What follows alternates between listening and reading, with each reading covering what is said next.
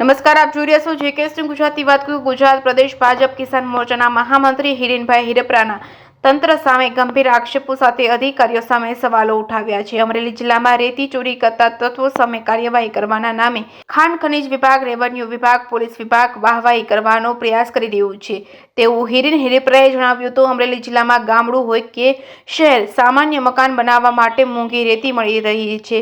લીઝો આપવાના પ્રશ્ને વર્ષોથી તંત્ર ધ્યાન આપતું નથી. સુરા બનીને તંત્ર ટ્રેક્ટરને રિટેન કરી તંત્ર હેરાન કરતું હોય છે. આ જિલ્લાની અંદર રેતીમાં તંત્ર કાળી કમાણી કરી રહ્યું છે. ખરેખર તંત્રને સુધરવું જોઈએ. લોકોને સસ્તી રેતી મળી રહે તે માટે લીઝો આપવી જોઈએ. ભાજપના નેતા હિરેન હિરપરાએ એવા ગંભીર આક્ષેપો કર્યા છે. જેકેએસ ન્યૂઝ ગુજરાતી સાથે જૈનિક સોજિત્રા, અમરેલી. અમરેલી જિલ્લામાં આજે ખાણ ખનીજ વિભાગ દ્વારા રેતી ચોરી કરતા તત્વો સામે કાર્યવાહી કરી એવા નામ હેઠળ વાહવાહી મેળવવાનો પ્રયાસ એ ખાણ ખનીજ વિભાગ, પોલીસ વિભાગ અને મહેસૂલ વિભાગ દ્વારા કરવામાં આવ્યો છે.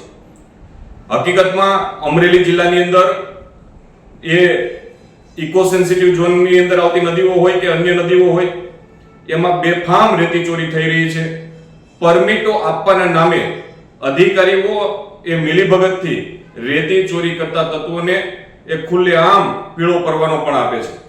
જ્યારે અમરેલી જિલ્લાની અંદર કોઈ ગામડું હોય કે ગામડાની અંદર સામાન્ય માણસ મકાન બનાવતો હોય કે શહેરની અંદર મકાન બનાવતો હોય એને મોંઘી રેતી મળી રહી છે ત્યારે લીઝો આપવાનો જે વર્ષોથી પેન્ડિંગ પ્રશ્ન છે એમાં તંત્ર ધ્યાન નથી આપતું. આ ઉપરાંત ખેડૂત હોય કે માલધારી હોય એ પોતાના ખેતર માટે મોરમ, રેતી કે માટી એ જ્યારે લેતો હોય ત્યારે પણ શુરા બનીને તંત્ર એમના ટ્રેક્ટરો ડિટેન કરતું હોય છે, એમને હેરાન પરેશાન કરતું હોય છે.